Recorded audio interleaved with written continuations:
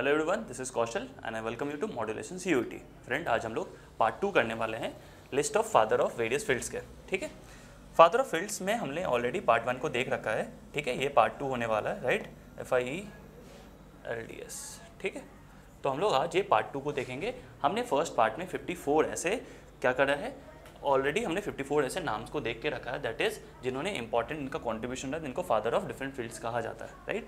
54 के बाद यहाँ पे 55 नंबर से हम लोग स्टार्ट करेंगे।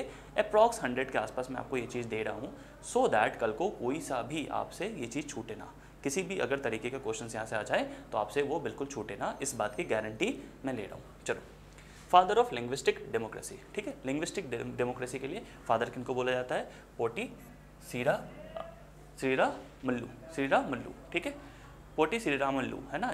बेसिकली ये इंडिया की बात हो रही है, लिंग्विस्टिक डेमोक्रेसी की बात हो रही है। ठीक है, इंडियन, है ना, साउथ इंडिया के थे Potti Sriramulu, right. Father of telephone, ठीक है, ये इंपॉर्टेंट है, ये वाला तो बहुत इंपॉर्टेंट है। That is father of telephone, जिनको किनको बोला जाता था? अलेक्जेंडर ग्राहम बेल को, अलेक्जेंडर ग्राहम बेल। ठीक है, इन्होंने ही सबसे पहले टाइम हेलो का भी बोला था। इसलिए हम जब भी फ़ोन करते किसी को तो पहला वर्ड क्या बोलते हैं? हेलो बोलते हैं। क्यों? इनकी गर्लफ्रेंड का नाम हेलो हुआ करता था, राइट। या जिनकी जो फियांसी थी, जो भी थी, वो उनका नाम क्या था? हेलो था। तो उन्होंने सबसे पहले उनका ही नाम लिया था, इसीलिए हेलो की एक प्रथा चल गई। That is father of telephone, Alexander Graham Bell. Clear है? फादर ऑफ मोबाइल फ़ोन, इनको किनको बोला जाता है? मार्टिन कूपर को।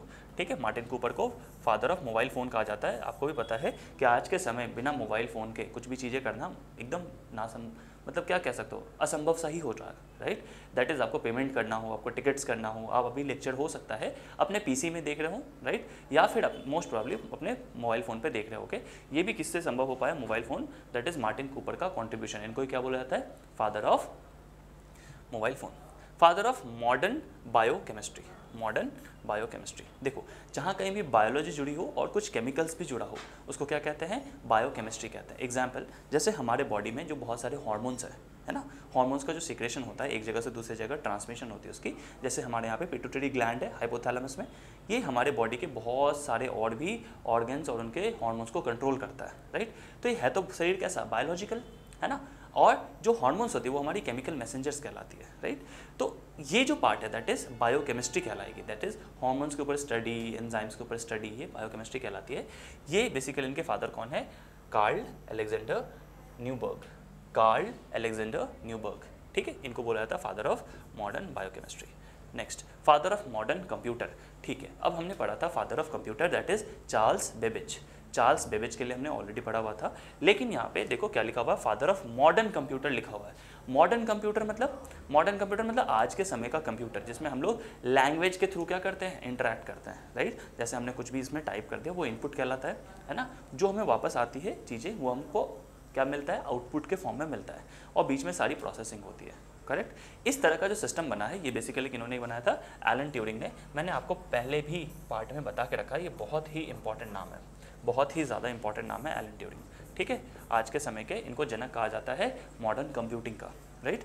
मॉडर्न कंप्यूटिंग के अगर आपसे ऐसे पूछते who is the father of modern computing, है ना, तो ये बेसिकली एलन ट्यूरिंग है, जिन्होंने लैंग्वेज बेसिस पे क्या किया? ये चीज़ें करी। इससे पहले हम लोग क्या करते थे? सिर्फ और सिर्फ मशीन लैंग्वेज पे काम किया करते थे, राइट। सिर्फ मशीन लैंग्वेज पे काम करने का मतलब बेसिकली हम लोग सिर्फ कंप्यूटर्स को किस फॉर्म में यूज़ करते थे? कैलकुलेटर्स के फॉर्म में, अलग अलग कैलकुलेशंस को सॉल्व करने के फॉर्म में। लेकिन इनके आने के बाद आज देखो कंप्यूटर का पूरा सब कुछ चेंज हो चुका है। दैट इज सर्विस के फॉर्म में भी हम इसको यूज़ करते हैं। Modern computer is Alan Turing. ठीक है, next, father of modern chemistry.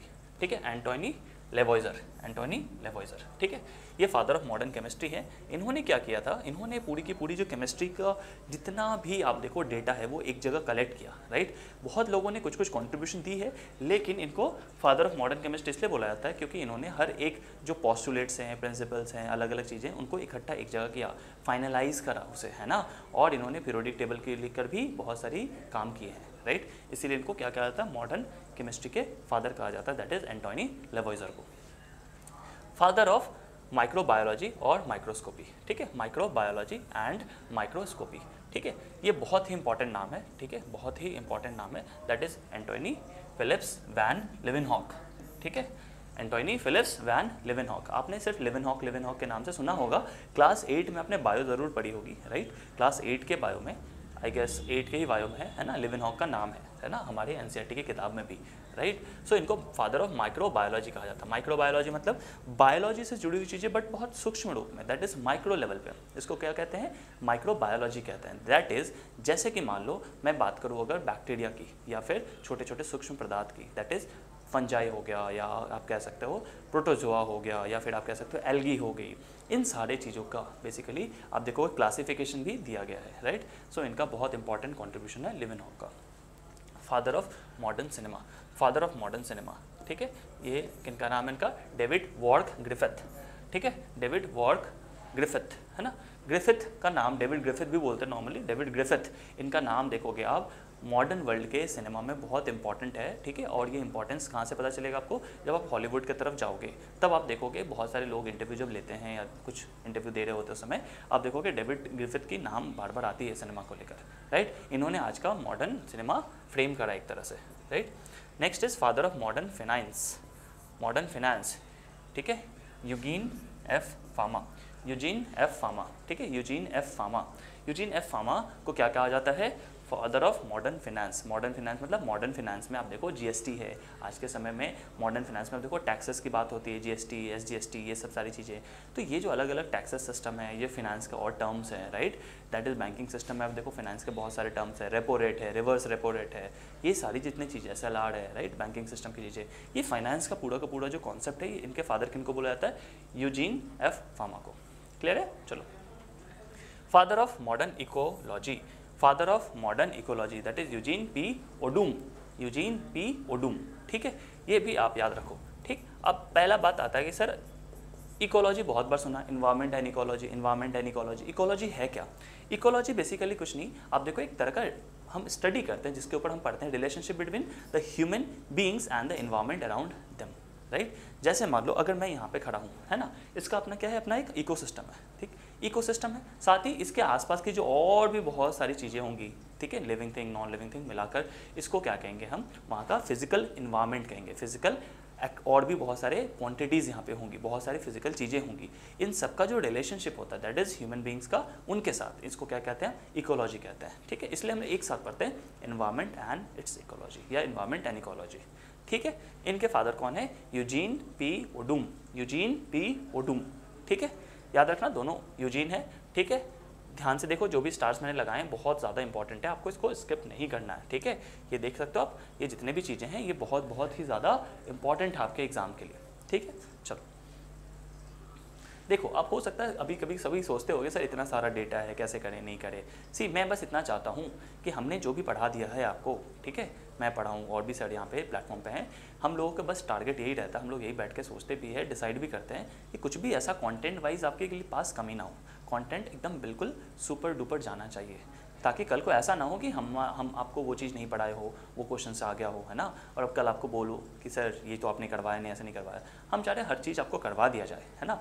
आपकी सिंसियरिटी के ऊपर डिपेंड करती है आप कैसे करोगे। किस इसमें से ऐसे बच्चे होंगे जिन्होंने कोर्स लिया होगा, राइट, और वो बहुत ज़्यादा अच्छा परफॉर्म कर जाएंगे, राइट। कुछ ऐसे होंगे जिनके पास सारे रिसोर्सेज होते हुए भी वो अपने आप को लिमिट कर लेंगे, इतना अच्छे से कर नहीं पाएंगे।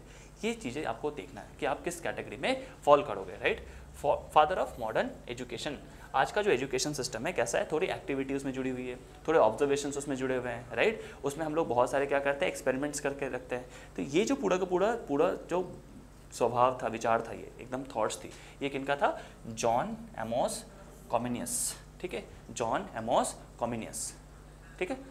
इसको आपको ध्यान रखना है, ये इंडियन नहीं है, ठीक है, बाहर के हैं, मतलब मुझे नेशनैलिटी तो भी याद नहीं, बट इनका कंट्रीब्यूशन बहुत रहेगा, right. Next is father of modern democracy, John Locke. John Locke का एक बहुत ही पॉपुलर क्या है, एक इनका बहुत ही पॉपुलर क्या है, एक मतलब सेंटेंस है, दैट इज, मैं वो लिख देता हूँ, पावर कम्स फ्रॉम पीपल, ठीक है, इनका स्टेटमेंट है ना, क्या ये स्टेटमेंट है, इसलिए इसको डबल एफ स्टॉप में डाल देते हैं, पावर कम्स फ्रॉम पीपल, ठीक है। John Locke basically French revolution से एसोसिएटेड हैं, किससे एसोसिएटेड है फ्रेंड्स, हमारे यहाँ पे देखो जॉन लॉक जो हैं ये बेसिकली किससे एसोसिएटेड है, फ्रेंच रेवोल्यूशन से, ठीक है, फ्रेंच रेवोल्यूशन के समय, ठीक है। ये बेसिकली क्या है, फिलोसोफर थे, रेवोल्यूशन, ठीक है, फ्रेंच रेवोल्यूशन। फ्रेंच रिवॉल्यूशन के समय 2-3 और भी बड़े बड़े नाम हैं, जैसे जीन जैक रूसो, ठीक है, जॉन लॉक, ठीक है, मॉन्टेस्क्यू। ऐसे लोग जो थे वो बेसिकली बहुत सारे फिलोसोफर्स ऐसे थे जिनको सोसाइटी के बारे में बहुत कुछ पता था, सोसाइटी को लेकर बहुत कुछ सोचते थे, पावर के लिए सोचते थे। तो इन्होंने ये बात कही थी दैट इज मॉडर्न डेमोक्रेसी होना चाहिए, जहाँ पे एक इंसान के पास राइट्स होना चाहिए to vote and to choose their representative, right. इससे पहले क्या हुआ करता था, इससे पहले एक राजाशाही होती थी, दैट इज मोनार्की होती थी, राइट। जब राजाशाही होगी, दैट इज मोनार्की होगी, तो मोनार्की में क्या होगा, एक राजा सब कुछ डिसाइड करेगा, लाइक क्या होना चाहिए, कैसा होना चाहिए, यहाँ तक तो ठीक है। लेकिन उसका बेटा अगर इनकॉम्पिटेंट है, दैट इज इतना ज़्यादा अच्छा है भी नहीं, तो भी क्या होगा, वो फिर से राजा बन जाएगा, है ना। और वो क्या करने वाला, पूरे समाज को या पूरे चीज़ों को ठीक से संभाल नहीं पाएगा। तो इन सारी चीज़ों की कमी को देखते हुए फाइनली क्या किया गया, अगर अच्छा निकला तो बहुत अच्छी बात है, सिंगल हैंडली डिसीजन ले रहा, डिसीजन बहुत जल्दी जल्दी क्विक डिसीजंस होगी, बहुत अच्छा काम होगा। लेकिन इसके साथ डिमेरिट ये है कि अगर मान लो अच्छा नहीं निकला तो क्या होने वाला है, पूरी की पूरी राज चौपट हो जाएगी। ये एकदम बिल्कुल सोल पर्पस था, दैट इज़ आप देखोगे कि मॉडर्न डेमोक्रेसी का पर्पस ही यही है, दैट इज़ क्या होना चाहिए, पावर लोगों से आना चाहिए। बहुत सारे लोग जब वोट करेंगे एक इंसान को, तो यानी वो मेजॉरिटी में जाएगा। मेजॉरिटी में जाने का मतलब उसको ज़्यादातर लोगों ने चूज़ किया। जब ज़्यादातर लोग उसे चूज़ करेंगे यानी वो उस देश के लिए ज़्यादा अच्छा है ना, क्योंकि ज़्यादातर लोग उसे चाहते हैं। ये कॉन्सेप्ट बेसिकली इनका था, जॉन लॉक का था। फ्रेंच रेवोल्यूशन में ही देखोगे आप मॉडर्न डेमोक्रेसी की स्थापना रखी जाती है, that is liberty, fraternity and, आप देखोगे लिबर्टी, फ्रेटर्निटी एंड पीस की बात हो रही थी, राइट। इन सारी चीज़ों के बारे में बात वहाँ पे होते रहती है, ठीक है। चलो अब देखो फादर ऑफ मॉडर्न इकोनॉमिक्स, ठीक है, father of modern economics. Father of modern economics में देखो 2 नामें यहाँ पे दी गई है, राइट। चलो कैसे कैसी, देखो 2 नाम ये है, पॉल सैमुएल्सन, पॉल सैमुएल्सन, ठीक है, ध्यान से देखो, पॉल सैमुएल्सन। एंड एक और नाम दिया गया, that is MG Ranade, MG Ranade, that is Mahadev Govind Ranade. इनको फादर ऑफ इंडियन इकोनॉमिक्स कहा जाता है, इनको फादर ऑफ इंडियन इकोनॉमिक्स कहा जाता है। यानी इंडिया में जो इकोनॉमिक्स की बात हुई, दैट इज किस तरह से हम चीज़ों को चलाएंगे, है ना, लोगों को रोजगार देंगे, ये सारी बातें जो फाइनेंस को लेकर बातें होती थी, इकोनॉमिक्स को लेकर बातें होती थी, वो एमजी रानडे ने किया। एंड बाहर आप देखोगे मॉडर्न जो इकोनॉमिक्स, इनके फादर किनको बोला जाता है, पॉल सैमुएल्सन को, ठीक है। Father of modern physics, Galileo Galilei, ठीक है, Galileo Galilei. Galileo Galilei basically क्या है, न्यूटन से पहले आने वाले साइंटिस्ट हैं, प्रोमिनेंट साइंटिस्ट, राइट। अगर न्यूटन के आने से पहले कोई सबसे इंपॉर्टेंट साइंटिस्ट था उस कॉन्टेम्प्रेरी वर्ल्ड में, वो कौन थे, गैलीलियो गैलीली। गैलीलियो गैलीली का कंट्रीब्यूशन ये है कि उन्होंने ही बेसिकली मोशन और रेस्ट के ऊपर बहुत सारे थ्योरी दी थी, दैट इज मोशंस के ऊपर बहुत सारी चीज़ें करना स्टार्ट किया, राइट।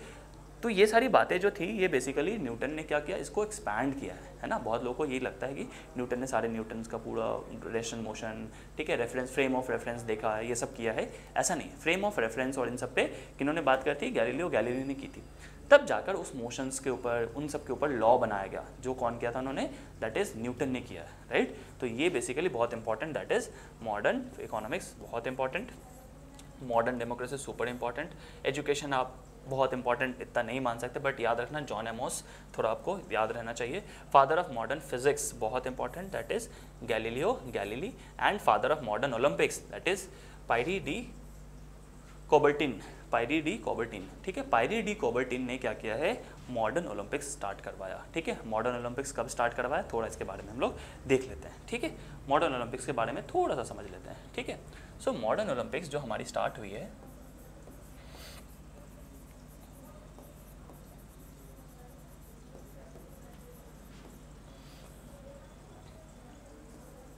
कब स्टार्ट हुई है, स्टार्टेड इन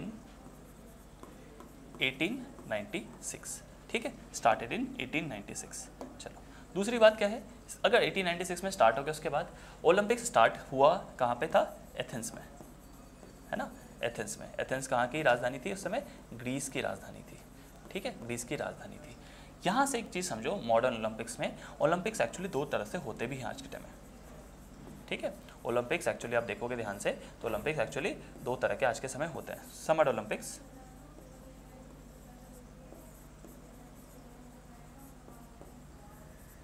ठीक है, और दूसरा आप देखोगे विंटर ओलंपिक्स, ठीक है। नेक्स्ट क्या है, विंटर ओलंपिक्स, ठीक है। 2 ये मेन ओलंपिक्स होते हैं, जिसको आप जो समझते हो ना, जो आप ओलंपिक सुनते हो बार बार कि कौन सी ओलंपिक हो रही है, ओलंपिक हो रही है, ये समर ओलंपिक है, ठीक ठीक है, यही क्या है हमारा मेन ओलंपिक है, ठीक है, मेन ओलंपिक। विंटर ओलंपिक को इतना ज़्यादा ध्यान नहीं दिया जाता, चलता है सब कुछ ऐसे ही बस नॉर्मली चलता रहता है। विंटर ओलंपिक्स में आप देखो एक चीज़ और इंपॉर्टेंट समझ लो, एक होती है पैरा ओलंपिक भी होती है, दैट इज एक क्या नाम है, पैरा ओलंपिक्स, ठीक है, पैरा ओलंपिक्स, ठीक है, पैरा ओलंपिक्स है ना। इसको थोड़ा सा मैं अलग कर दूं, नहीं तो आपको कल को दिक्कत आ जाएगी इसमें, पैरा ओलंपिक्स, ठीक है।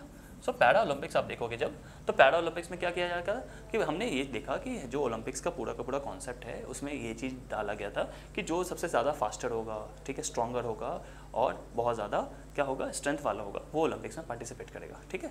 तो ये सारी बातें तो ठीक थी, लेकिन एक बात बताओ, कोई अगर जीवन के काल से ही क्या हो गया, विकलांग हो गया, कोई प्रॉब्लम आ गई है, उनका कोई रिस्पेक्ट नहीं होगा, क्या होना चाहिए, तो उसके लिए क्या किया गया, एक पैरा ओलंपिक्स स्टार्ट करेगी, ठीक है। ये बेसिकली विंटर ओलंपिक्स का ही पार्ट है, आप देखोगे, ठीक है, मैंने अलग अलग करके आपको समझा दिया यहाँ पे, ठीक है। तो ये सारी बात है।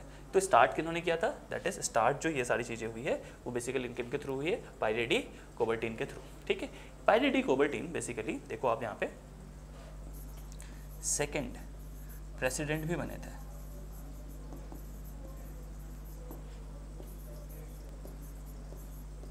आईओसी के, आईओसी मतलब international Olympic committee, second president of IOC that is international Olympic committee.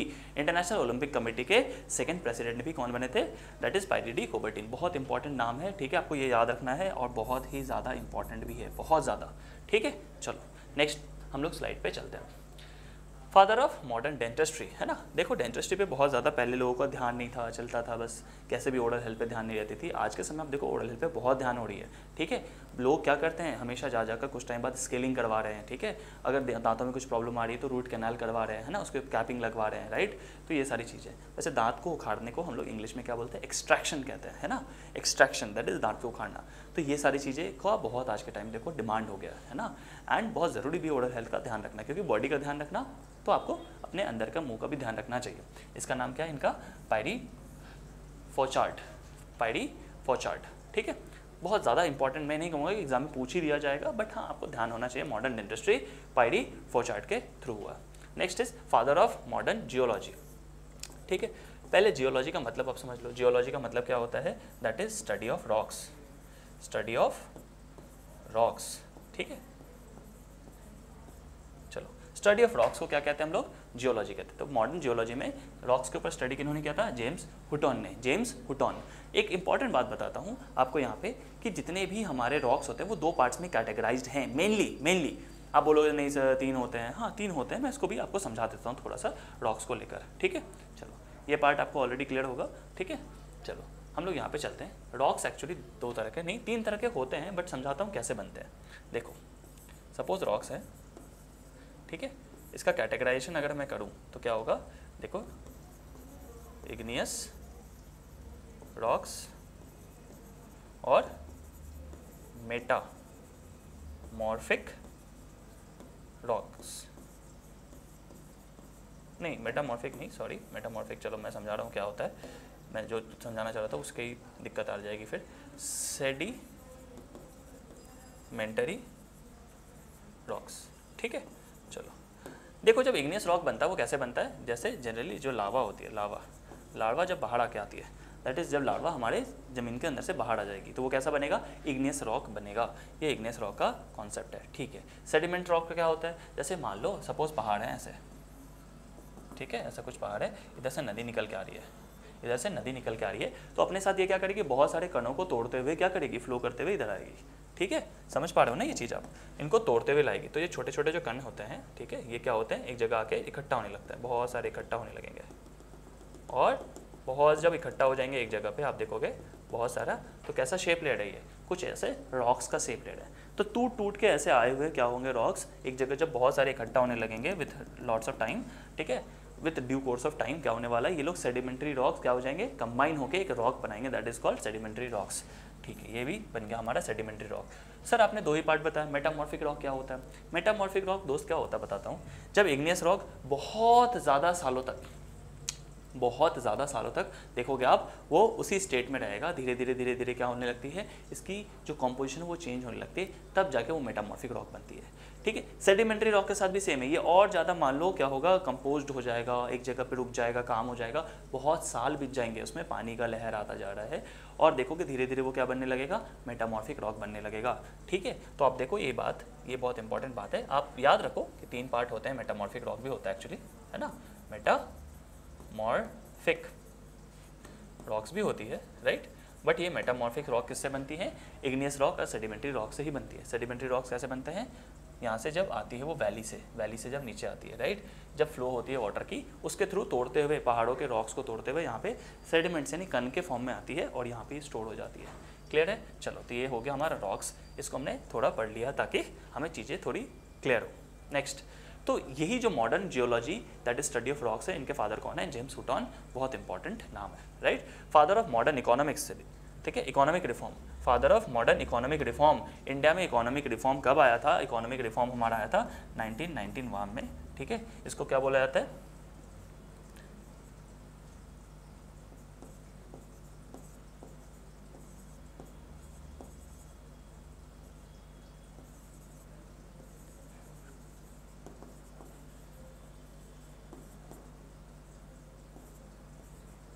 ठीक है, इसको क्या बोला जाता है, लिबरलाइजेशन, ठीक है, इसको क्या बोला जाता है, लिबरलाइजेशन, ठीक है।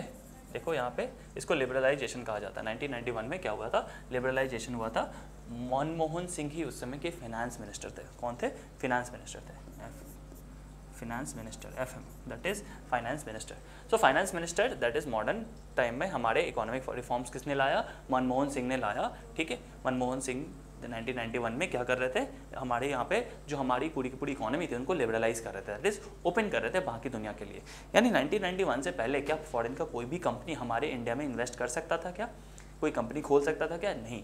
क्यों, हम लोग के अंदर बहुत डर थी वो चीज़ की। यानी बहुत पहले भी एक कंपनी आई थी, राइट, उन्होंने बहुत बड़ा एम्पायर बना लिया और ये सारी चीज़ें थी, लेकिन बाद में हमने पता चला कि हमने तो उस समय आने दिया था, रेगुलेशन नहीं करी थी कुछ, मतलब कंपनी को आप कंपनी की तरह रहने दोगे ना, आपने रेगुलेट नहीं करा। यानी मुगल एम्पायर ने क्या किया, उनको फरमान दे दिया कि आप जाओ आराम से टैक्स फ्री क्या करो, ट्रेड कर लो, उनको फोर्ट्स बनाने दे रहे हैं, ये सारी लग्जरी दे दी उन्होंने, है ना। तो उनकी ये कमी थी, है ना, कि उन्होंने ठीक से रूल नहीं किया इस चीज़ को, उन इस चीज़ को समझा नहीं, राइट। लेकिन हमें बाद में पता चला कि मॉडर्न टाइम में उनको बहुत सारे रेगुलेशन दे सकते हैं, बहुत सारे लाइसेंस के थ्रू उनको क्या करेंगे, परमिट करेंगे, तो जाके कंट्रोल किन के हाथ में रहेगी, गवर्नमेंट के हाथ में रहेगी। तो हमने लिबरलाइज करा 1991 में, ठीक है। Father of modern India that is Raja Ram Mohan Roy, ठीक है, आपको इनका नाम पता होगा, राजा राम मोहन रॉय क्या है, फादर ऑफ मॉडर्न इंडिया है, इन्हीं को बोला जाता है बेसिकली। इन्होंने बेसिकली राजा राम मोहन रॉय ने 2 चीज़ों में बहुत इंपॉर्टेंट काम किया, दैट इज ब्रह्मो समाज की स्टैब्लिशमेंट करी और सती प्रथा को हटाया था, ठीक है, सती प्रथा को भी हटाया था, ठीक है। क्या लिखा यहाँ पे लिख सकते हैं, एबोलिस्ट, एबोलिस्ट सती, ठीक है, सती प्रथा को इन्होंने हटा दिया था, ठीक है, सती प्रथा को हटाया था। साथ ही साथ क्या बोला है मैंने, ब्रह्मो समाज का भी इन्होंने क्या करा था, स्थापना की थी, ब्रह्मो समाज की, ठीक है। और ये बेसिकली पारसी में कुछ कुछ लिखा भी करते थे, पारसी के लिए अपने जर्नल्स भी लिखा करते थे, तो बहुत एजुकेटेड इंसान थे। और राजा राम मोहन रॉय ने जो एबोलिश करा था सती को, उस समय कौन थे, उस समय के governor, that is Lord William Bentinck, Lord William Bentinck. नाम इसलिए बता रहा हूँ क्योंकि लॉर्ड विलियम बेंटिक ने हमारे समाज सुधार में बहुत सारे काम किए हैं, जैसे कि सती प्रथा को हटा दिया, है ना। यानी सती प्रथा होती क्या थी कि अगर पति की देहांत हो जाती है, पति का डेथ हो जाता है, तो पत्नी को भी उनके चिता के साथ क्या किया जाता था, जला दिया जाता था, ठीक है, या मार दिया जाता था। ऐसा इसलिए ताकि उनके लिए और सोसाइटी में कुछ है नहीं, है ना। ये सारी चीज़ों को ख़त्म किया गया, प्रथा को। दूसरा क्या था, विडो रीमैरिज एक्ट। मान लो किसी की पति का डेथ हो गया 20 साल की उम्र में, अब वो हमेशा ताउम्र विधवा रहेगी। यानी पहले के समय की विधवा और आज के समय की उम्र की जो विधवा होगी, उन दोनों में बहुत फ़र्क है। आप लोग इसलिए नहीं समझ पाते हो, कनेक्ट नहीं कर पाते हो, क्योंकि आपको लगता है ठीक है सब ऐसा ही है, नॉर्मल है, इनमें ऐसा क्या था, लेकिन पहले ऐसा नहीं था। पहले समाज में आपको क्या करना पड़ता था, जैसे कोई विधवा होती थी उसको वाइट कलर की साड़ी ही पहननी है, ठीक है, कुछ भी जो नॉनवेज था वो तो खैर नहीं ही खा सकती, उसके बाद नहीं बिल्कुल नहीं खा सकती, ठीक है, कोई भी ऐसा अलग अलग कलर का चूड़ी हो गया, ऐसा हो गया, ये सब नहीं पहनना कभी, तो बहुत ही ज़्यादा हार्श लाइफ हो जाती थी। तो विडो रीमैरिज एक्ट लाया गया, यानी अगर ऐसा कुछ है, आपको लगता है कि फिर सबको शादी करनी चाहिए, तो विडो रीमैरिज एक्ट है, दैट इज़ आप शादी कर सकते हो, ठीक है। तो ये वाली बात है, that is father of modern India is Raja Ram Mohan Roy, जो उन्होंने एबोलिश करा सती को। Next is father of modern political science, ठीक है, पॉलिटिकल साइंस के जो भी आपके सीनियर होंगे या भैया होंगे, जो कोई भी होंगे जिन्होंने पढ़ाई करी होगी, उनसे आप पूछना, ठीक है, निकोलो मैकियावेली के बारे में। मैकियावेली को बहुत ही ज़्यादा हाई रेट किया जाता है किसमें, पॉलिटिकल साइंस में। पॉलिटिकल साइंस के फादर कौन है, निकोलो मैकियावेली, ठीक है, ध्यान रखना इस बात को, बहुत इंपॉर्टेंट है ये स्लाइड, है ना। चलो, फादर ऑफ मॉडर्न मैनेजमेंट इनको किनको बोलते हैं, पीटर जॉर्ज फर्डिनेंड ड्रकर, ठीक है, पीटर जॉर्ज फर्डिनेंड ड्रकर, इनको क्या कहा जाता है, father of modern management. Modern management कहने का मतलब क्या है कि जो पूरी की पूरी जो मैनेजमेंट स्किल आज के समय, होटल मैनेजमेंट हो गया या हॉस्पिटल्स के भी अंदर मैनेजमेंट होती है, कि किस तरह से होना चाहिए, एंट्री के समय क्या होना चाहिए, एंट्री के समय आसपास रिसेप्शन होना चाहिए ताकि सारे डिटेल्स हो, ये सारी जो कॉन्सेप्ट है, यानी ये जो पूरा का पूरा देखोगे आप सॉलिडिफिकेशन करी गई इन सारी चीज़ों का, ये बेसिकली इनके फादर कौन है, that is Peter George Ferdinand Drucker के थ्रू, ठीक है, बहुत ज़्यादा इंपॉर्टेंट नहीं कह सकते। Father of modern astronomy, astronomy मतलब क्या होता है, जब कभी भी हम ब्रह्मांड में तारों और उन सब के बारे में स्टडी करते हैं तो क्या उसको कहते हैं, एस्ट्रोनॉमी कहते हैं, ठीक है, एस्ट्रोनॉमी। इनको किन का नाम है, इनका निकोलस कोपरनिकस का, निकोलस कोपरनिकस। ये बहुत इंटरेस्टिंग सी बात है निकोलस कोपरनिकस की, कि निकोलस कोपरनिकस ने बहुत बाद में जाके कुछ 1500 के आसपास जाकर ये सारी बातें की, 1400 कुछ शायद 53 ऐसा कुछ करके, ऐसा कुछ टाइम है 1500 का, जब इनको ये बेसिकली क्या थे, प्रेजेंट थे इस मॉडर्न वर्ल्ड में, ठीक है। हमने तो बहुत सालों पहले इंडिया में क्या बता दिया था कि हमारा अर्थ क्या है, स्टेशनरी नहीं है, सन स्टेशनरी है, और जो सारे जो प्लैनेट्स है वो सन के चारों तरफ घूमते हैं, ठीक है। मॉडर्न साइंस यानी आज का 21st सेंचुरी ये बता रहा है कि हाँ यही बातें हैं, ठीक है। यानी आप देखोगे बहुत सारे, इवन बाइबल, कुरान, इन सब में बहुत रिलीजियस टेक्स्ट में भी क्या लिखा गया है, दैट इज अर्थ सेंटर पे है और सारी चीज़ें अर्थ के चारों तरफ घूम रही है, समझ पा रहे हो, बाइबल में हो गया, ठीक है, बहुत सारे, जैसे कुरान में हो गया, इन सारी चीज़ों में ये सारी चीज़ें लिखी गई थी। अब क्या होगा, जब रिलीजियस बुक्स में ये सारी चीज़ें लिखी जाएंगी तो इंसान यही सोचेगा कि रिलीजियस बुक है, गलत नहीं हो सकता, राइट। तब जब गलत नहीं हो सकता तो उस समय क्या किया जाएगा, उस समय लोग यही समझेंगे कि नहीं अर्थ ही सेंटर पे है, बाकी सारी चीज़ें घूम रही है। कोपरनिकस अलग सा कॉन्सेप्ट लेके आ गया, उसने बोला कि नहीं, अर्थ घूम रहा है, सन के चारों तरफ घूम रहा है। अब सोचो ऐसे समाज में जहाँ पे ऑलरेडी लोग ये मान के बैठ चुके थे कि अर्थ स्टेशनरी है, हमारे धर्म ने ये बात बताई, हमारे रिलीजियस टेक्स्ट ने बात बताई, तो क्या काम करेगा ये चीज़, नहीं करेगा। इसीलिए उस समय के जो कंजर्वेटिव लोग थे उन्होंने क्या किया, लोगों ने इनको मार दिया था, दैट इज कोपरनिकस को मार दिया गया था, राइट। हाँ ये बात सच है, राइट। एंड मॉडर्न एस्ट्रोनॉमी का इनको फादर कहा गया क्योंकि मॉडर्न टाइम में सबसे पहला बार इन्होंने ये बातें कही थी, थोड़ी बहुत और कैलकुलेशंस बताई थी, लेकिन शायद ये जीते तो कुछ और भी चीज़ें करके जाते, इनको मार दिया गया। Next is father of mutation theory. Mutation theory किनका है, ह्यूगो डी व्रीज, ठीक है, ह्यूगो डी व्रीज, ठीक है। ह्यूगो डी व्रीज ने एक चीज़ एक्चुअली क्या किया, म्यूटेशन की थ्योरी दी। म्यूटेशन एक्चुअली क्या होता है, सबसे पहले हम कुछ चीज़ों को अडॉप्ट करते हैं, यानी अडैप्ट करते हैं, किसी चीज़ को लेकर हम लोग अडेप्टेशन करते हैं, उसके बाद क्या होता है, उसके बाद म्यूटेशन होता है और फिर इवोल्यूशन होती है। समझाता हूँ छोटा सा एग्जांपल लेकर, जैसे कि मान लो जिराफ है, जिराफ के बहुत सारे बहुत पुराने जो पूर्वज होंगे उन्होंने क्या किया, ज़मीन पे उनको खाना ढंग से नहीं मिल रहा था, इस वजह से उन्होंने क्या करना स्टार्ट किया, उन्होंने क्या करना स्टार्ट करा, अपने गर्दन को स्ट्रेच करके क्या करना स्टार्ट करा, कुछ पत्तों को खाना स्टार्ट किया, करेक्ट। जब पत्तों को आपने खाना स्टार्ट किया है तो बहुत सारे और जिराफ क्या करेंगे, उसको कॉपी करना चाहेंगे क्योंकि वहाँ से उनको खाना मिल रहा था, ठीक। ये चीज़ अडेप्टेशन है, यानी अडेप्ट किया गया, कभी ना कभी कोई ना कोई जनरेशन में अडेप्ट किया होगा इस चीज़ को, राइट। धीरे धीरे क्या हुआ, उनके जो बच्चे हैं अपने माँ बाप को भी यही चीज़ देख रहे हैं तो उनमें ये म्यूटेट हो गया, और ये म्यूटेशन क्या हुआ, बहुत सालों तक चलते रही, बहुत जनरेशन पर जनरेशन चलते रही, यानी ये अडेप्टेशन किस में कन्वर्ट हो गई, म्यूटेशन में कन्वर्ट हो गई। जब ये म्यूटेशन में कन्वर्ट हो जाएगी तो क्या होगा, धीरे धीरे धीरे धीरे धीरे धीरे अब देखो जेनेटिक ऑर्डर बदलते जाएंगे, दैट इज हमारे जेनेटिक्स में भी प्रभाव पड़ेगा इस चीज़ का। जब जेनेटिक्स में प्रभाव पड़ेगा तो क्या होगा, हमारे जेनेटिक्स अगर बदल गए तो वो इवॉल्व हो जाएगा, दैट इज इवोल्यूशन हो जाएगी। यानी अब जब बच्चे पैदा होंगे उनको किसी को देखने की ज़रूरत नहीं है, उनको किसी को करने की ज़रूरत नहीं है, वो सीधा जाके क्या करेंगे, अपने गर्दन को स्ट्रेच करके खाएंगे। और आप देखो इवोल्यूशन के थ्रू क्या होती है, जिस चीज़ पे आप ज़्यादा काम करते हो वो चीज़ें ही डेवलप होती है, दैट इज गर्दन पे ज़्यादा क्या हो रहा था, काम हो रहा था, दैट इज नेक को वो आगे स्ट्रेच कर रहे थे तो उनका देखो नेक क्या हो गया, डेवलप हो गया। ये बेसिकली डार्विन का थ्योरी था। डार्विन ने क्या बोला था, जितने ज़्यादा आप एक ऑर्गन को यूज़ करोगे, ठीक है, ओवर यूज़ करोगे, उतना ही वो डेवलप हो जाएगा। जैसे मान लो डंबल लेके मैं सुबह शाम अगर उठाऊँ तो मेरे हाथ में क्या होगा, हाथ के मसल्स आ जाएंगे, ग्रो हो जाएंगे, but this is not true everywhere, है ना। ज़रूरी नहीं है कि आप आँख से देख रहे हो, बहुत एक्सरसाइज कर रहे हो तो आपकी आँख और मजबूत हो जाएगी, ऐसा नहीं होगा, कुछ समय बाद ये कमज़ोर होगी। तो 100% ट्रूथ नहीं है, बट अडेप्टेशन के साथ क्या होगा, म्यूटेशन, म्यूटेशन के बाद इवोल्यूशन, ये सही बात है, कोई दिक्कत नहीं। चलो इंपॉर्टेंट है, ठीक है। फादर ऑफ न्यूक्लियर फिजिक्स, ठीक है, अर्नेस्ट रदरफोर्ड। अर्नेस्ट रदरफोर्ड, हम लोग को बहुत कंफ्यूजन होता है फादर ऑफ न्यूक्लियर फिजिक्स इनको क्यों बोला गया, इसलिए बोला गया क्योंकि इन्होंने न्यूक्लियस पे काम करी थी, न्यूक्लियस के ऊपर। आप देखोगे गोल्ड लीफ एक्सपेरिमेंट है ना, क्लास 9th या 10th में होगा कहीं, ठीक है। आप देखो गोल्ड लीफ एक्सपेरिमेंट था, रदरफोर्ड ने गोल्ड लीफ एक्सपेरिमेंट में क्या किया, ठीक है, अल्फा रेस को पास किया, ठीक, एंड वहाँ से बॉम्बार्डमेंट करवाई, किसका, न्यूक्लियस का। आप देखो कि उसके क्या हुए, बहुत सारे जो साइड से रेज गए, ठीक है, बहुत सारे रेज क्या हो गए थे, यहाँ देखो कुछ इस तरह का एक्सपेरिमेंट था, है ना, इस तरह का कुछ एक्सपेरिमेंट था, ये पूरा रास्ता इतना छोटा सा है, ठीक है। तो यहाँ से इन्होंने अल्फा रेस को छोड़ा, बहुत सारे रेस गए, ठीक है, तो कुछ रेज ऐसे ही पास हो गए, ठीक है, बहुत सारे रेज ऐसे ही पास हो गए, ठीक है, पास हो गए।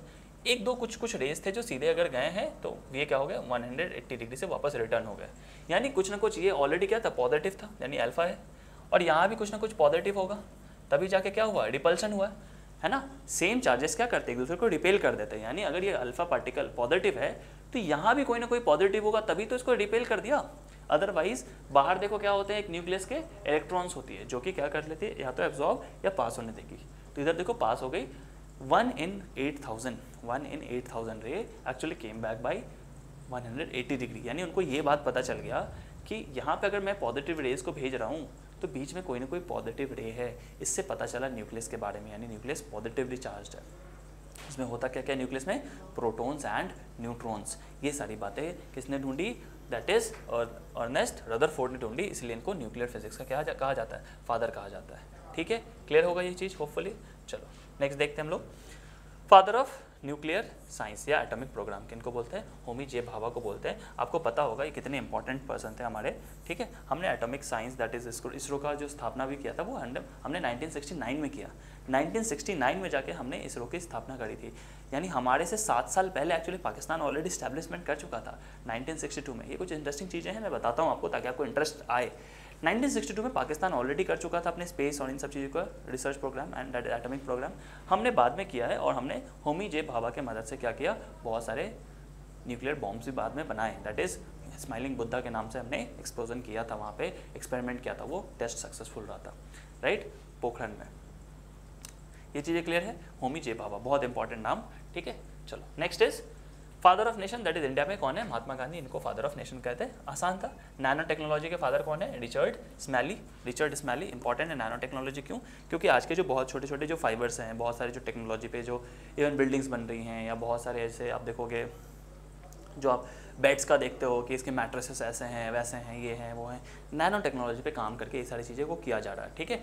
चिप बहुत पहले इतना बड़ा हुआ करता था, अब छोटा हो गया और छोटा हो गया, ये सब नैनो टेक्नोलॉजी है। Nano technology means that is, देखो 10⁻⁹ मीटर जो होती है ना, वो क्या होती है, 1 नैनोमीटर होती है, ठीक है। यानी 1 मीटर को अगर आप 10⁹ से डिवाइड कर दो, इतना छोटा पदार्थ जो होगा वो 1 नैनोमीटर के बराबर होगा, वो 1 नैनोमीटर के बराबर होता है। ये है नैनो टेक्नोलॉजी। किनका नाम है इनका, रिचर्ड स्मैली। ध्यान रखना इसको, इनको तो आपको याद रखना ही चाहिए। That is father of nation of India, that is Mahatma Gandhi. Father of nuclear science, देखो पीछे हमने न्यूक्लियर फिजिक्स पढ़ी थी, ठीक है, उन्होंने फिजिक्स पे काम किया है। न्यूक्लियर साइंस के फादर कौन है, Mary Curie and Pierre Curie, है ना, Mary Curie and Pierre Curie. जो मैडम क्यूरी या मैरी क्यूरी है, बेसिकली इनको 2 बार नोबेल प्राइज़ मिला है, ठीक है, एक बार केमिस्ट्री से, एक बार फिजिक्स से। कितने बड़े नाम होंगे आप समझ सकते हो, ठीक है। पहले एक्चुअली बहुत ज़्यादा डिवीज़न नहीं हुआ करता था साइंस में कि ये फिजिक्स है, ये केमिस्ट्री से होगा या बायो से होगा, बायोलॉजी में भी कितने पार्ट्स हो गए, जूलॉजी हो गया, बोटनी हो गया, ये सारी चीज़ें नहीं है, राइट। तो आपको ध्यान रखना, that is father of nuclear science, Marie Curie and Pierre Curie, ठीक है, इंपॉर्टेंट है बहुत, ठीक है। Next is father of nuclear chemistry. Chemistry में जिन्होंने क्या, उनका नाम क्या है, ऑटो हान दोनों ही कहते हैं, ठीक है। फादर ऑफ नंबर्स, नंबर्स किनका, पाइथागोरस का। Pythagoras is the father of numbers. Pythagoras का थ्योरम भी है, that is for only right angle triangle. इस बात को आपको ध्यान रखना, सिर्फ राइट एंगल्ड ट्रायंगल के लिए ही पाइथागोरस का थ्योरम भी लगता है, और किसी हर ट्रायंगल के लिए क्या होता है, पाइथागोरस का थ्योरम नहीं लगता। That is father of number कौन है, पाइथागोरस है, ठीक। ये बहुत इंपॉर्टेंट स्लाइड आप देखो, यहाँ पे आपको सारे नाम आने चाहिए। ओटो हान बहुत इंपॉर्टेंट है न्यूक्लियर केमिस्ट्री में, ओटो हान का नाम बहुत ही ज़्यादा इंपॉर्टेंट है। क्लियर है यहाँ तक, चलते हैं आगे, ठीक है। फादर ऑफ न्यू फ्रांस, देखो बहुत ज़्यादा ध्यान से, ये सब नहीं पूछा जाएगा, इनको बोलते हैं सैमुअल डी कैम्पलेन, ठीक है, ठीक है, Samuel de Champlain. Samuel T Champlain basically modern जो आप देखते हो ना कि फ्रांस का जो पूरा विजन है कैसे बनना चाहिए, कैसा क्या होना चाहिए, ये सारी चीज़ें इन्होंने करी। ठीक है, इंपॉर्टेंट टाइप है। फादर ऑफ पेलियो बॉटनी, ठीक है, father of palaeobotany that is Adolphe Theodore Brongniart, ठीक है, एंड बिरबल सानी। देखो बिरबल सानी कौन है? बिरबल सानी एक्चुअली इंडिया में, ठीक है, बॉटनी के दैट इज पेलियो बॉटनी के क्या होंगे? फादर होंगे, ठीक है। और एडोल्फ जो थियोडोर है, इनको बेसिकली क्या किया गया? Normally father of palaeobotany माना गया, ठीक है। Botany means study of plants, study of plants. चलो next, father of peasant movement. Father of peasant movement, peasant and farmer में हमें बहुत कंफ्यूजन होती है। फार्मर मीन्स जिसके पास थोड़ा बहुत भी अपना जमीन हो, थोड़ा बहुत भी जमीन हो, ठीक है, जिसपे वो अपना क्या कर सके? थोड़ा रखरखाव कर सके, थोड़ी खेती बाड़ी कर सके। पीजेंट मतलब जिसके पास जमीन ना के बराबर होती है, वो किसी और के यहाँ दिहाड़ी मजदूरी करने चाहता है, उसको पीजेंट कहते हैं। तो पीजेंट मूवमेंट यानी इंडिया में बहुत समय से क्या थे? बहुत सारे पीजेंट्स हुआ करते थे, है ना। बहुत सारे लोग क्या करते, दूसरे के खेतों में काम करते थे। तो उनकी रक्षा के लिए क्या किया गया? उन्होंने सबसे ज़्यादा काम किसने किया था?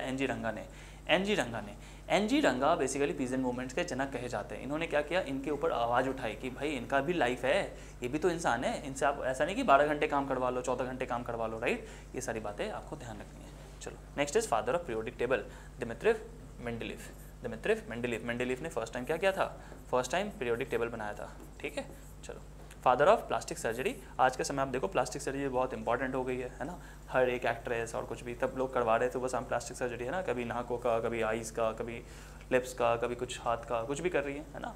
तो ये सारी चीज़ें, जैसे माइकल जैक्सन ने लगभग कुछ 8 या 9 सर्जरी करवाई थी, है ना, फेस का। यानी वो बहुत पहले क्या था, सांवले या काले फॉर्म में थे, पूरे चेहरे को ही गोरा कर लिया, है ना। पूरे का पूरा उन्होंने प्लास्टिक सर्जरी से चीज़ें को बदल दी। सर हैरोल्ड गिलीज, बहुत इंपॉर्टेंट, सर हैरोल्ड गिलीज, है ना। सर हैरोल्ड गिलीज, ये बेसिकली इन्होंने इतना बड़ा इंडस्ट्री अब दे दिया ना प्लास्टिक सर्जरी का, कि बहुत सारे लोग क्या करते हैं, इस तरफ अट्रैक्ट होते हैं, ठीक है। बहुत इंपॉर्टेंट जो नाम है, इसका ध्यान रखना है आपको, ठीक है। पेलियो बॉटनी में आपको बिरबल सानी का नाम ध्यान रखना है बस। और कुछ 10-12 है। That is father of physiology. Physiology का मतलब होता है, फिजियोलॉजी का मतलब हम कैसे फिजिक मेंटेन करेंगे, किस तरह से हमारा फिजिक डेवलप हो सकता है। कौन है इनके बताओ? क्लॉडी बर्नैंड, ठीक है। Next is father of philosophy. Philosophy किनकी है? रेनी देस्कार्तेस, ये फ्रांस के है। रेनी देस्कार्तेस का ही कंट्रीब्यूशन किस में है? आप देखो कार्टेशियन सिस्टम को डेवलप करने में, ठीक है। कार्टेशियन सिस्टम को डेवलप किया था, यानी कोऑर्डिनेट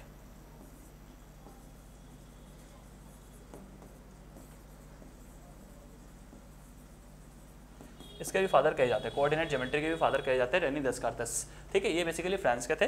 इनका छोटा सा स्टोरी बताता हूँ, अच्छा लगेगा। ये एक्चुअली अपने बेड पे लेट कर सुबह शाम बस ये सोच रहे थे कि मान लो अगर ये पॉइंट है तो इसका स्पेस में लोकेशन क्या है, अगर एक पॉइंट है तो इसका स्पेस में क्या लोकेशन है। फिर धीरे धीरे इन्होंने ये ढूंढना स्टार्ट करा कि अगर ये पॉइंट है, इसका स्पेस में क्या लोकेशन होगा, तो हमें इसके लिए एक्सेस बनाना पड़ेगा, यानी एक एक्सेस डेवलप करनी पड़ेगी। ये एक्सेस डेवलप करा, एक्स एक्सेस, वाई एक्सेस, नीचे जाने के बाद ये और भी वाई और एक्स का नेगेटिव भी होता है। अगर ये पॉइंट है तो इसका हम लोकेशन बता सकते हैं। अनटिल अनलेस हमें एक्सेस का ना पता हो तब तक नहीं बता सकते। जैसे ही पता चल गया हम बता सकते हैं कि इसका लोकेशन क्या है। जैसे यहाँ पे मान लो 3 यूनिट यहाँ पे, 3 यूनिट यहाँ पे, तो इसका लोकेशन 3,3 हो जाएगा, ठीक है। ये कॉन्ट्रीब्यूशन किनका है? दैट इज रेने देस्कार्तेस का। फिलोसोफर थे, फादर ऑफ फिलोसफी कही जाती है इनको, ठीक है। Very very important. Father of psychology मतलब जो हमारा मनोविज्ञान है, क्या हम सोचते हैं, किस तरह से हमारा व्यवहार है, किस तरह का हमारा बिहेवियर है, हम किस तरह के इंसान हैं, ये सारी बातें। That is father of philosophy. किनको कहा जाता है? सिगमंड फ्रूड, ठीक है। सिगमंड फ्रूड बहुत इंपॉर्टेंट नाम, सिगमंड फ्रूड, है ना। आज के टाइम में साइकेट्रिस्ट का रोल देख रहे हो कितना इंपॉर्टेंट हो गया है। हर कोई किसी न किसी चीज़ से डिप्रेस हो जा रहा है, किसी न किसी चीज़ों को लेकर क्या कर ले रहा है, इतना ज़्यादा खुद पे ले रहा है कि जाके सुसाइड कर ले रहा है, राइट। इंपॉर्टेंट इज़ आपको क्या करना चाहिए, इसको बैलेंस करने का बहुत ही ज़्यादा इंपॉर्टेंस देना चाहिए। दैट इज़ आप मान लो सपोज एग्जाम की प्रिपरेशन कर रहे हो, आपसे नहीं हो रहा, चीज़ें अच्छी नहीं हो रही है, तो थोड़ा ब्रेक ले लो ना। आपने 3 घंटे का ब्रेक ले लिया, आपको जो हॉबी है अच्छी लगता है वो कर लिया आपने, आपका मूड पूरा का पूरा चेंज हो गया, आपकी साइकोलॉजी चेंज हो गई, आपको पढ़ने में भी मज़ा आएगा। आपको ध्यान रखना पड़ेगा कि मुझे क्या करना है, मुझे अच्छे नंबर लाने हैं, है ना। मुझे एग्जाम के साथ CUT को देखना पड़ेगा, राइट। ऐसे नहीं चलेगा कि बस चीज़ें चल रही हैं, कर रहे हैं, ऐसे नहीं चलेगा, है ना। चलो, तो ये है father of philosophy psychology, that is Sigmund Freud. Father of Pentium chip Vinod Dham Indian है, ठीक है। Father of Pentium chip. Father of 2 जगह लिख दिया साइकोलॉजी, दैट इज अच्छा मॉडर्न साइकोलॉजी, है ना। मॉडर्न साइकोलॉजी को जिसको क्या बोलते हैं? विल्हेम वॉन्ट, है ना। विल्हेम विलियम वॉन्ट बेसिकली क्या है, modern that is father of psychology है। तो ये सारी बातें आपको ध्यान रखनी है, ठीक है। चलिए आगे देखो, next is father of railways. जो आज आप रेलवेज देखते हो ये बेसिकली किनका दिया हुआ है, जॉर्ज स्टीफनसन का दिया हुआ है। जॉर्ज स्टीफनसन बहुत इंपॉर्टेंट है, ठीक है। जॉर्ज स्टीफनसन के वजह से ही आज रेलवेज का पूरा कॉन्सेप्ट, आप देखो बुलेट ट्रेन आ रही है, वंदे भारत आ रही है, ये सारी चीज़ें आ रही है। Father of radio science in India, ठीक है, जगदीश चंद्र बोस। जगदीश चंद्र बोस बहुत इंपॉर्टेंट नाम। हमारे यहाँ पे रेडियो साइंस का पूरा कॉन्सेप्ट जो है, यानी रेडियोलॉजी।